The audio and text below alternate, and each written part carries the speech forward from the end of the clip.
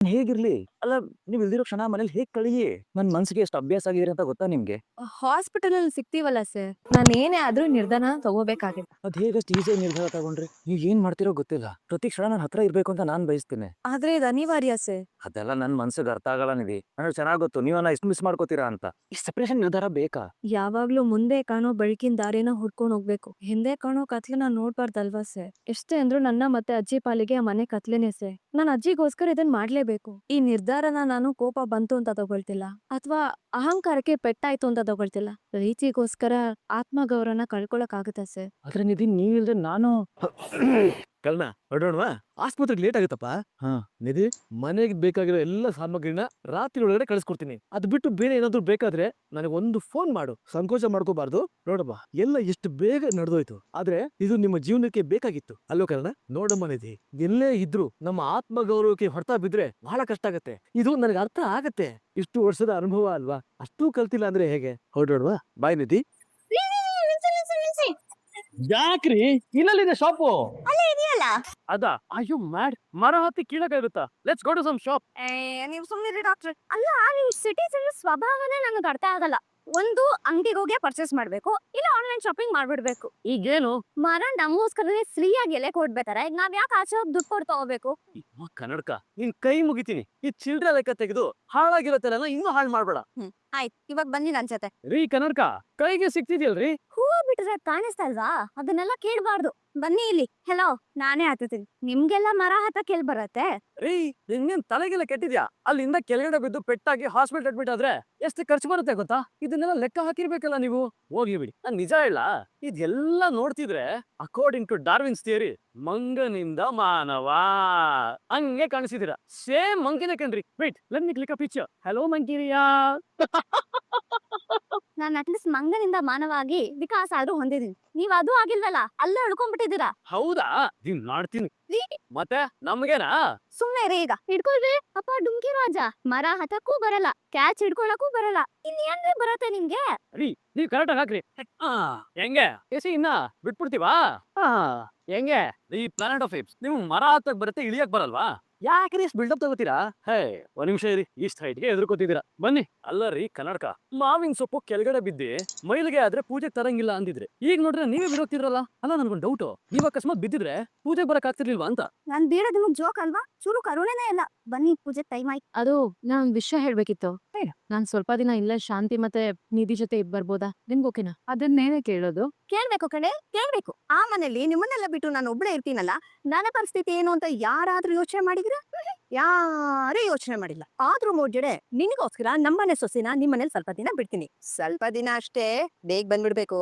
ನಮಗೂ ಮನೆ ತುಂಬ್ಕೊಂಡಾಗಿರತ್ತೆ ಕಣೆ, ಸ್ವಲ್ಪ ದಿನ ಇಲ್ಲೇ ಇರ್ಲಿ. ಆದ್ರೆ ನನ್ಗೆ ಖಾಲಿ ಖಾಲಿ ಅನ್ಸುತ್ತೆ. ಬೆಳಗ್ಗೆಯಿಂದ ಸಂಜೆವರೆಗೂ ನಿನ್ ಮುಖ ನೋಡ್ತಿದ್ದೆ, ನೀನು ಊಟ ಊಟ ಅಂತ ಮಾತಾಡ್ತಿದ್ದೆ. ನಿನ್ ಮಾತಲ್ಲಿ ನನ್ ಪ್ರಪಂಚನೇ ಮರ್ತ್ ಬಿಡ್ತಿದ್ದೆ. ಇವ್ರನ್ನು ಬಿಟ್ಟು ನಿನ್ನೂ ಬಿಟ್ಟು ನನ್ ಹೇಗೆ ಇರ್ಲಿ?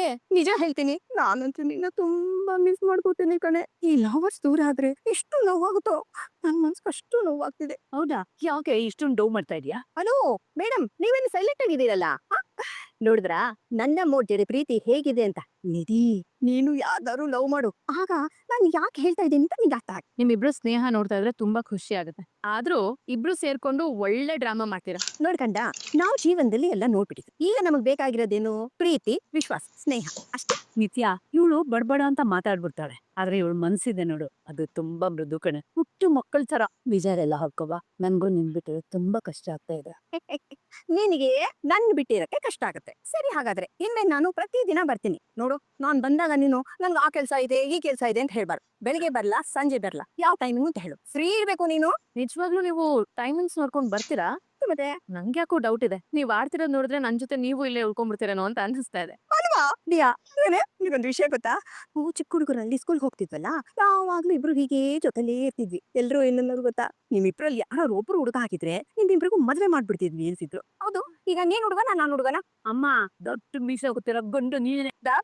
ಹಾಗಾದ್ರೆ ನಾನು ನಿನ್ನ ಗಂಡ. ನಾನ್ ಹೇಳಿದಾಗೆ ನೀನ್ ಕೇಳ್ಬೇಕು. ಏನ್ರಿ ನಿಮ್ದು?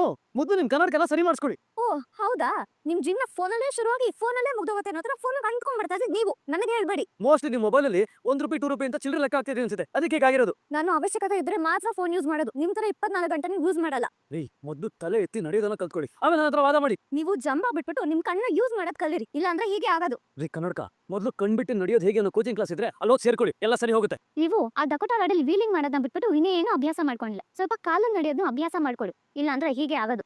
ವಾಟ್, ನನ್ ಗಾಡಿನ ಡಕೋಟಾ ಅಂತೀರಾ? ನೋಡಿ, ನನಗೆ ನಿಮ್ ಜೊತೆ ಜಗಳ ಮಾಡೋಷ್ಟು ಪುರ್ಸೋತಿಲ್ಲ, ನಾನು ಬರ್ತೀನಿ. ಬಾಯ್ ಚಿಂತೆ ಡಾಕ್ಟರ್. ಚಿಲ್ಡ್ರನ್ ಅಂತ ಕರಿಬೇಡ ಅಂತ ಹೆಸರು ಹೇಳಿದ್ದೀನಿ ನಿನಗೆ, ಅರ್ಥ ಆಗಲ್ವಾ?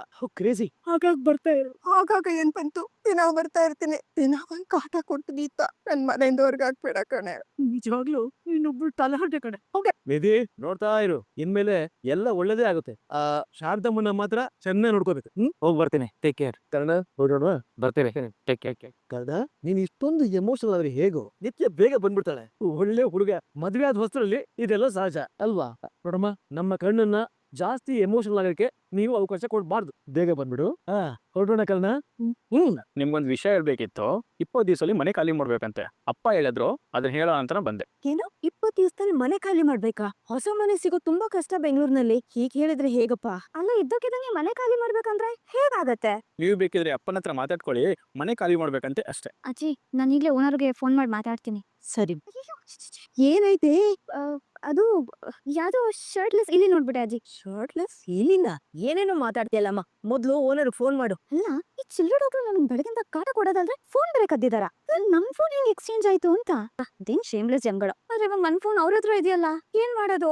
ವಾಟ್ ಡಿಕ್ಕಿ ಹೊಡೆದಿತ್ತು ಅಲ್ದೆ, ಫೋನ್ ಬೇರೆ ತಗೊಂಡ್ ಹೋಗಿದ್ದಾಳೆ. What nonsense is this? ಅಜ್ಜಿನ ಹಲೋ. ನಿಮ್ ತಲೆ ಹಲೋ, ಮೊದ್ಲೇ ನೆಟ್ಟಗ್ ನಡೆಯಕ್ ಬರಲ್ಲ, ನನ್ ಫೋನ್ ಬೇರೆ ಕದ್ದಿದ್ದೀರಾ? ಏಯ್, ನಿನ್ ಡಮ್ಮಿ ಚೈನಾ ಸೆಟ್ ನ ಯಾವ ಕಳ್ರು ಕದಿಯಲ್ಲ. ಆಕ್ಚುಲಿ ನನ್ ಫೋನ್ ತಗೊಂಡಿರೋದು ನೀನು, ನಾಕ ಮಾಡ್ಬೇಡ. It's my expensive phone, latest version. ಪಾಪ ನಿನಗೆಲ್ಲ ಗೊತ್ತಿರತ್ತೆ, ಇದೆಲ್ಲ ಗೊತ್ತಾಗಲ್ಲ ಬಿಡು. ಹೆಲೋ, ನಿಮ್ ತರ ತಿಂಗಳು ಒಂದೊಂದ್ ಫೋನ್ ಚೇಂಜ್ ಮಾಡಲ್ಲ ನಾನು. ಇರೋ ಒಂದ್ ಫೋನ್ನೇ ವರ್ಷ ಪೂರ್ತಿ ಕಾಪಾಡ್ಕೊಂಡ್ ಬರ್ತೀನಿ. ಕೇರ್ಲೆಸ್ ಆಗಿ ಎಲ್ಲೆಲ್ಲೋ ಮೊಬೈಲ್ ಬಿಡಿಸ್ಕೊಂಡ್ರೆ ನಿಮಗ್ ನಡೆಯತ್ತೆ, ಆದ್ರೆ ನಮಗ್ ಹಂಗಲ್ವಲ್ಲ. ಅಲ್ಲ, ಎಕ್ಸ್ಕ್ಯೂಸ್ ಮೀ, ಕೇರ್ಲೆಸ್ ಆಗಿ ಎಲ್ಲೆಲ್ಲ ನೋಡ್ಕೊಂಡು ಫೋನ್ ಬಿಡಿಸ್ಕೊಂಡಿದ್ದು ನೀನು, ನಾನಲ್ಲ. ಒಳ್ಳೆ ಫೋನ್ ಸಿಕ್ತು ಅಂತ ಬ್ಯಾಗ್ ಹಾಕೊಂಡು ಹೋಗ್ಬಿಟ್ಟೆ ಅಲ್ಲ. ಏನೋ ಮಾತಾಡ್ತಾ ಇದ್ದೀರಾ? ನೋಡಿ, ನನಗ್ ನನ್ ಫೋನ್ ಈಗ್ಲೇ ಬೇಕು ಅಷ್ಟೇ. Same here. ಹಾಗಿದ್ರೆ ಮನೆಗ್ ಬಂದು ಕೊಟ್ಟು ಹೋಗಿ ಲೊಕೇಶನ್ ಶೇರ್ ಮಾಡ್ತೀನಿ. ಏನೋ ಮನೆಗ್ ಬರ್ಬೇಕಾ? ಮನೆಗೆಲ್ಲ ಬರಕ್ಕಾಗಲ್ಲ.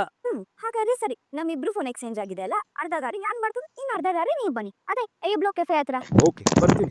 ಸರಿಯಾದ ಡ್ರಾಮಾ ಕ್ವೀನ್ ಇವ್ರು. ಇದೇ ನನ್ ಮಾಸ್ಟರ್ ಪ್ಲಾನ್ ಆಗಿತ್ತಾ? ಕರ್ಣ ನಿಧಿನ ಸೆಪರೇಟ್ ಮಾಡೋದ್ರಲ್ಲಿ ಯಾರಿಗ್ ಲಾಭ? ಆನೆಸ್ಟ್ಲಿ ಇದು ವರ್ಕ್ ಆಗತ್ತಂತ ನನ್ಗಂತೂ ಅನ್ಸ್ತಿಲ್ಲ. ಸಮುದ್ರನ ಮೇಲಿಂದ ನೋಡೋಕೆ ಪ್ರಶಾಂತವಾಗಿರುತ್ತೆ, ಆದ್ರೆ ಒಳಕ್ಕೆ ಪ್ರತಿ ಸನ್ನಿವೇಶನೂ ಆಳಕ್ಕಿಳಿದು ನೋಡ್ಬೇಕಾಗತ್ತೆ, ಆಗ ಗೊತ್ತಾಗತ್ತೆ ಅದು ಹಂಗ ಸಬ್ಸ್ಕ್ರೈಬ್ ಮಾಡ್ಕೊಂಡ್ ನೋಡ್ರಿ, ಹಂಗ ನೋಡಕತ್ತಿರಲ್ಲ. ಅದು ಹತ್ತತೆ ಎಷ್ಟು ಅಂತ. ಅವ್ರು ಇದಕ್ಕಿಂತ ಮೊದ್ಲು ಸೆಪರೇಟ್ ಆಗೇ ಇದ್ರಲ್ಲ, ಆದ್ರೂ ಒಬ್ಬರನ್ನೊಬ್ರು ಲವ್ ಮಾಡಿದ್ರು, ರೈಟ್? ಈಗ ಅವ್ರಿಬ್ರಿಗೂ ಇನ್ನೂ ಹೆಚ್ಚು ಫ್ರೀಡಮ್ ಸಿಗೋ ಹಾಗಾಯ್ತಲ್ಲ. ದೂರ ಇದ್ದಷ್ಟು ಬಾಂಡ್ ಇನ್ನೂ ಗಟ್ಟಿ ಆಗತ್ತಣ್ಣ. ಪರಿಸ್ಥಿತಿ ತಾನಾಗಿ ಬದಲಾಗೋದ್ ಬೇರೆ, ಅದನ್ನ ಬದಲಾಯಿಸೋದ್ ಬೇರೆ. ಸಹಜವಾಗಿ ಇದೆಲ್ಲ ಆಗಿದ್ರೆ ನೀನ್ ಹೇಳೋದು ಸರಿಯಾಗಿರ್ತಿತ್ತು, ಆದ್ರೆ ಇಲ್ಲಿ ಆಟ ನನ್ನ ಕೈಲಿದೆ ಅನ್ನೋದನ್ನ ನೀನ್ ಮರಿಬಾರಿದ. ಆದ್ರೂ ಈ ಪ್ರೀತಿ ಒಂಥರ ವಿಚಿತ್ರ ಅಣ್ಣ, ಹೇಗೋ ಒಂದ್ ದಾರಿ ಕಂಡ್ಕೊಳ್ಳುತ್ತೆ. ಕೆಲವು ಸಾರಿ ಅನುಕೂಲತೆಗಳನ್ನ ಆಡಿಸ್ತಾ ಹೋಗ್ಬೇಕು, ಆಮೇಲೆ ಏನಾಗುತ್ತೆ ಅಂತ ನೀನೇ ನೋಡ್ತೀಯ. ಫಿಸಿಕಲಿ ದೂರ ಆಗಿ ಅವ್ರ ಪ್ರೀತಿ ಒಡೆಯುತ್ತೆ ಅಂತ ನಿನ್ಗನ್ಸುತ್ತಾ? ಹಾಗೆ ಬಿಟ್ರೆ ಅವರು ಜೋಡಿ ಹಕ್ಕಿಗಳ ತರ ಹರಾಡ್ಕೊಟ್ಟಿರ್ತಾರೆ. ದಿನಕ್ಕೆ ಒಂದಷ್ಟು ಸನ್ನಿವೇಶಗಳನ್ನ ನಾವೇ ಕ್ರಿಯೇಟ್ ಮಾಡ್ಬೇಕು. ಇಬ್ರು ಸಪರೇಟ್ ಆಗಿ ಜಗತ್ತಿನ ಜೊತೆ ಹೋರಾಟನ ಶುರು ಮಾಡ್ಬೇಕು, ಆಗ ಮಜಾ ಬರುತ್ತೆ. ಒಬ್ರಿಗೊಬ್ರು ಸಪೋರ್ಟ್ ಮಾಡೋದು ಕಡಿಮೆ ಆಗುತ್ತೆ, ನಮ್ಮ ಬುಡ ಅಲ್ಲಾಡೋದು ನಿಲ್ಲುತ್ತೆ. ಆದ್ರೆ ಅಲ್ಲಿರೋದು ಕರುಣಾನಿಧಿ, ಅವ್ರನ್ನ ಅಂಡರ್ ಎಸ್ಟಿಮೇಟ್ ಮಾಡ್ಬಾರ್ದ. ಅವರಿಬ್ರು ಜೀವನದ ಹಿಂದಕ್ಕೆ ಹೇಗ್ ತಿರುಗುತ್ತೀನಿ ನೋಡ್ತಾ ಇರು, ನೀನು ಕಲ್ಪನೆನೂ ಮಾಡ್ಕೊಳ್ಳೋ ಸಾಧ್ಯ ಇಲ್ಲ. ಮೆಸೇಜ್ ಆದ್ರೂ ಮಾಡ್ಬಿಡ್ತೀನಿ. Miss you. ತುಂಬಾ ಸಿಂಪಲ್ ಆಯ್ತಲ್ವಾ? ನಿಧಿ ಅವರೇ, ನೀವಲ್ದೆ ಬರೀ ಮನೆ ಅಷ್ಟೇ ಅಲ್ಲ, ಮನ್ಸು ಕೂಡ ಖಾಲಿ ಅನ್ನಿಸ್ತಿದೆ. ಯಾಕೆ ರಿಪ್ಲೈ ಮಾಡ್ತಾ ಇಲ್ಲ? ಇನ್ನು ನೋಡೇ ಇಲ್ವಾ? ಅಥವಾ ಬಿಸಿ ಇದಾರಾ ಅಥವಾ ಅವಾಯ್ಡ್ ಮಾಡ್ತಿದಾರಾ? ಇದರಿಂದ ಹೋಗಿ ಕೂಡಲೇ ಅವಾಯ್ಡ್ ಮಾಡ್ತಿದಾರ ಅಂತ ಹೇಗೆ ಅನ್ಕೊಳ್ಳಿ? ಕಾಲೇ ಮಾಡ್ಬಿಡ್ತೀನಿ. ಹಲೋ, ನನ್ ಮೆಸೇಜ್ ನೋಡ್ಲಿಲ್ವಾ? ಯಾವ ಮೆಸೇಜು? ಅದು ಇಷ್ಟೇ ನಿಮ್ಮ ಉದ್ದೇಶ ಅಂತ ನಂಗೆ ಅನ್ನಿಸ್ತಾ ಇಲ್ಲ. ನಿಮ್ದೇನೋ ಪ್ಲಾನ್ ಇದೆ ಅಂತ ನಂಗೆ ಚೆನ್ನಾಗಿ ಗೊತ್ತು. ಏನೋ ನೀನು ಆಗ್ಲಿಂದ ಪ್ಲಾನು ಉದ್ದೇಶ ಏನೇನೋ ಹೇಳ್ತಾ ಇದೀಯಾ, ಅದ್ ನಾನೇನೋ ಮಾಡ್ದೆ. ನಿನ್ನಿಂದ ನಿಧಿ ದೂರ ಹೋಗಿರೋದು ನಿನ್ನಿಂದ ಸಹಿಸ್ಕೊಳಕ್ ಆಗ್ತಾ ಇಲ್ಲ. ರೀ ಲೈಟ್ ಹೌಸ್, ಇವತ್ತಿಬ್ರು ಜೊತೆ ಕೂತ್ಕೊಂಡು ತಿಂಡಿ ಮಾಡೋಣ. ಅಟ್ಲೀಸ್ಟ್ ಈ ನೆಪದಲ್ಲಾದ್ರೂ ನಿಮ್ ಮುಖ ನೋಡೋ ಅವಕಾಶ ಸಿಗುತ್ತೆ. ಅಣ್ಣ, ಅವ್ನ್ ನಿಧಿಗೋಸ್ಕರ ಬ್ರೇಕ್ಫಾಸ್ಟ್ ಪ್ಯಾಕ್ ಮಾಡ್ಕೊಂಡಿದ್ದಾನೆ. ಅವ್ರನ್ನ ಸೆಪರೇಟ್ ಮಾಡೋದು ನೀನ್ ಅನ್ಕೊಂಡಿದ್ದಷ್ಟು ಸುಲಭ ಅಲ್ಲ. ಹೇಳಿ ಅಂಕಲ್. ನಿನಗೋಸ್ಕರ ಕರ್ಣ ಬೆಳಿಗ್ಗೆ ಬೇಗ ಎದ್ದು ಬ್ರೇಕ್ಫಾಸ್ಟ್ ಮಾಡ್ಕೊಂಡು ಆಸ್ಪತ್ರೆ ತಗೊಂಡೋಗಿದ್ದಾನೆ. ಈಗ ಕರ್ಣನ್ ಪಕ್ಕ ಕೂರೋ ಕ್ಯಾರೆಕ್ಟರ್